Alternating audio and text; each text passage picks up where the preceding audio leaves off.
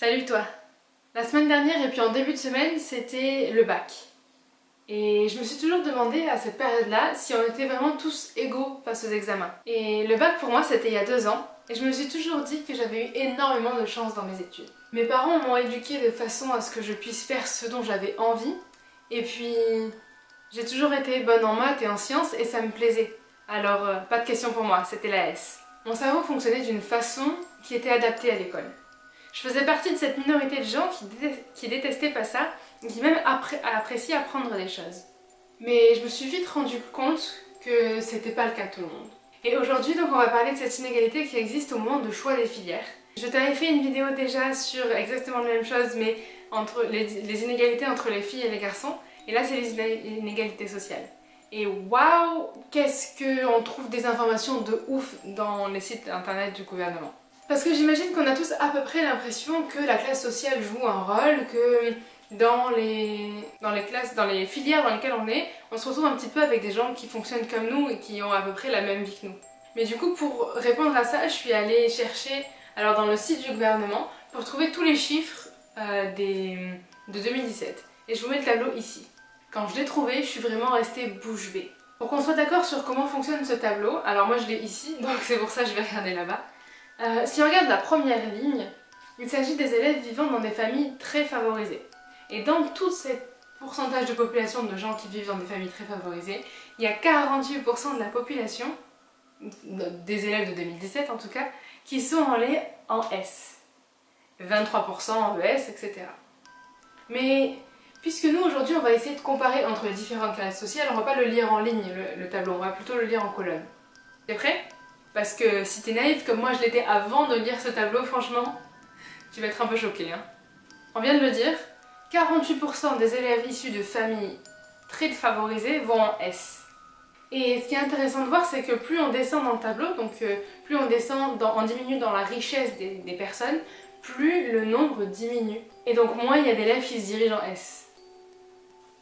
Mais pourquoi? C'est quoi encore ce bordel? Peut-être parce que les parents issus de haute classe sociale forcent les élèves à aller en S parce qu'ils estiment que c'est la même filière. Peut-être aussi que les enfants issus de familles défavorisées n'ont pas vraiment le temps de bosser à la maison parce qu'ils doivent s'occuper d'énormément d'autres choses. On le sait, la vie dans les familles les plus riches c'est plus simple on va dire. Mais est-ce que c'est ça la raison? Je sais pas. Du coup j'aimerais t'ouvrir l'espace commentaire pour que tout le long de la vidéo tu me dises ce que tu penses et que ça devienne un espace de débat et de discussion sur la question. Bon, si on retrouve notre tableau, on voit qu'en ES, il y a à peu près tout le monde, mais il y a quand même une majorité de personnes favorisées. Et puis quand on arrive en L, ça y est, la courbe s'inverse. C'est les personnes les plus défavorisées qui prennent le dessus. Enfin, en nombre, je veux dire. Ils vont pas venir te taper, tu vois, mais ils prennent le dessus. Et encore une fois, pourquoi ? Peut-être qu'on a l'image que la L c'est vraiment un truc de branlo et que peut-être que les personnes en milieu défavorisé ont moins le temps de bosser et du coup se disent bon bah allez on va aller là, ce sera plus simple.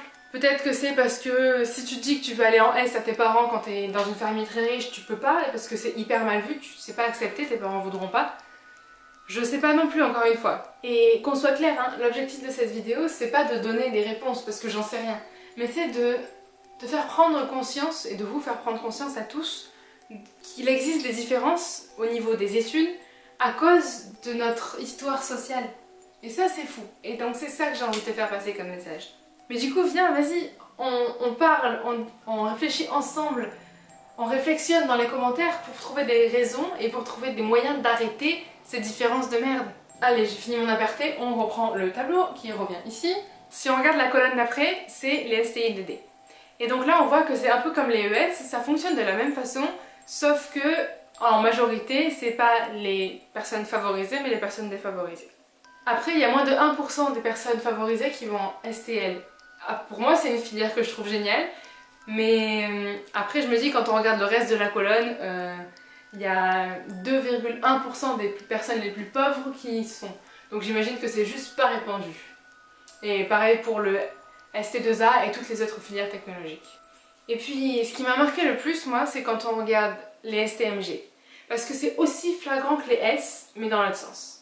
18% des enfants issus des familles défavorisées vont en STMG contre 6% pour les familles favorisées.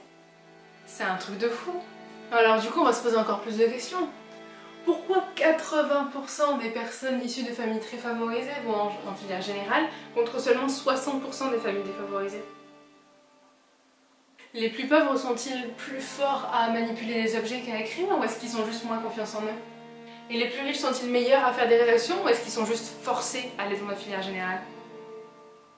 J'en sais rien. Ou est-ce que tout ça c'est pas simplement le fruit du mimétisme? Si tu vois tes parents qui travaillent, qui sont ouvriers, peut-être que tu te dis que ça va être pour toi. Quand tu regardes autour de toi, tu ne vois personne comme toi qui travaille dans un bureau. Est-ce que tu te dis pas que du coup c'est juste pas fait pour toi? Tu vois pas, tu envisages même pas de pouvoir le faire puisqu'il y a personne que tu connais qui le fait. Et du coup t'arrives pas à te projeter. Mais peut-être que tu y arrives, et moi j'y crois. Cette vidéo c'est pour éveiller la conscience de toutes les classes sociales et de dire merde à tous ces chiffres. Avant de choisir quelle filière te sera le plus simple au niveau intellectuel ou le plus simple au niveau conflit avec tes parents, essaie de réfléchir à ce que tu veux faire dans la vie. Pose-toi vraiment et demande-toi réellement. Jamais l'argent, les capacités intellectuelles, le conflit avec les parents, l'entourage, peu importe, ne comptait pas du tout. Si c'était que toi, quel métier tu rêverais de faire? Si tu pouvais faire n'importe quel métier au monde, qu'est-ce que tu aimerais, à quoi tu aimerais dédier la majorité du temps que tu passeras dans ta vie? Réfléchis-y, vraiment, je compte sur toi là. Prends un papier ou prends ton téléphone et écris-le. Réfléchis et écris quel métier, quelle passion tu aimerais assouvir, quel métier tu aimerais faire. Bon, maintenant que tu l'as écrit ou que tu y as au moins réfléchi, c'est plus qu'un rêve. Ça peut devenir un but, ça peut devenir un objectif. Peu importe où tu en es dans tes études ou dans ta vie, ça peut devenir un objectif. Et maintenant, je parle à toutes ces personnes qui doivent encore choisir les matières, les filières et les écoles dans lesquelles ils doivent aller plus tard. Une fois que tu as cet objectif-là, pose-toi la question avec quelle matière je vais pouvoir y arriver le mieux. En allant dans quelle école je pourrais arriver à cet objectif. Et puis si t'es plus grand, encore une fois, la vie s'arrête pas parce que tu as trouvé un travail et que ça fait 5 ans que tu vis, 10 ans, 20 ans, j'en sais rien. Tu peux toujours y arriver. Tu peux toujours, une fois que tu as ce rêve en tête, en France, on a tellement d'opportunités de faire des formations, de développer des entreprises soi-même, on peut tout faire. Alors lance-toi et trouve ce qui te permettra d'arriver à ton rêve, à ton objectif. Tu seras capable de tout, peu importe ton histoire, ton physique, ton âge, ton sexe, etc. Alors vas-y, écris-moi dans les commentaires ton objectif, ton but, ton rêve. Et explique-moi surtout qu'est-ce que tu rêverais de mettre en place pour pouvoir y arriver. Et lance-toi.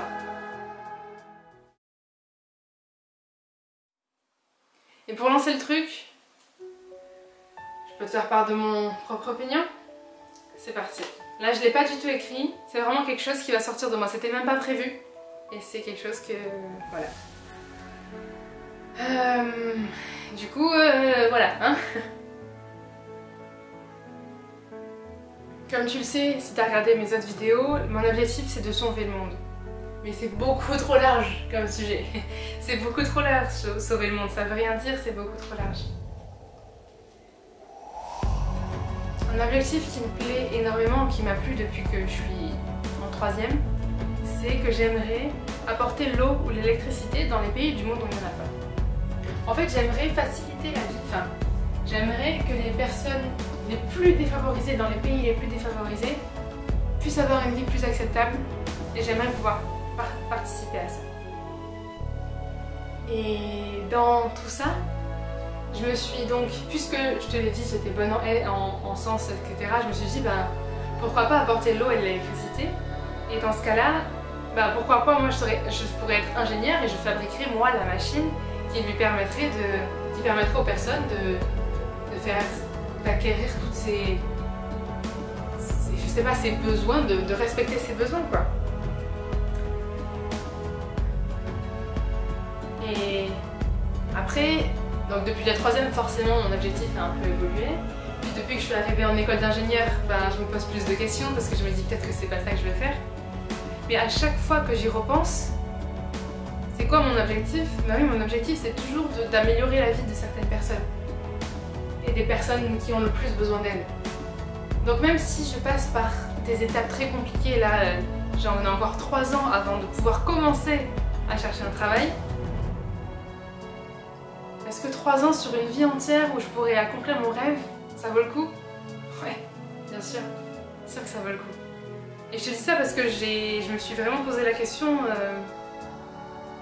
il y a un mois. Et j'étais vraiment en panique en me disant mais peut-être que c'est pas ça que je veux faire. Et là en plus je me suis lancée dans YouTube. Et je me suis rendu compte que ça me plaisait énormément ça aussi. Et je me suis dit peut-être que je veux pas devenir ingénieure, peut-être que je veux devenir créatrice sur YouTube ou journaliste, rencontrer des gens, etc. Et qu'est-ce qui m'empêche de faire les deux? Ou alors, si jamais c'était vraiment ça que je voulais faire, je peux toujours quitter ma formation d'ingénieur, j'en suis qu'en bac+2. Je peux toujours revenir en arrière, je suis pas à 2 ans près dans ma vie. Mais en y réfléchissant, en y repensant, si c'est ça que je veux faire, si je peux apporter du bien grâce à mes vidéos, si je peux apporter de la connaissance grâce à mes vidéos à d'autres types de personnes, moi ça me va, ça m'arrange. Et puis on crée une communauté, etc. Moi je trouve ça génial qu'on puisse ensemble faire changer les choses à notre échelle. Mais mon objectif final, c'est de finir cette école d'ingénieur et pendant ce temps monter une entreprise. Avec quelles connaissances? Je ne sais pas, avec les connaissances de mon école, on verra. J'ai pas encore les solutions, mais je vais bosser dessus et je vais m'y mettre.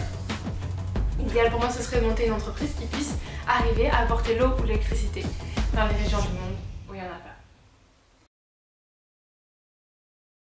Donc voilà, c'était un petit peu mon avis, mon témoignage sur la question. Et j'ai vraiment hâte de savoir ce que toi tu veux faire dans la vie. Et bah, je t'écoute. Et je te répondrai dans les commentaires. J'espère que ça t'a plu et si mon état d'esprit t'a plu, n'hésite pas à aller voir les autres vidéos parce que ça parlera que de fait de changer le monde et voilà. Allez, je te laisse là-dessus.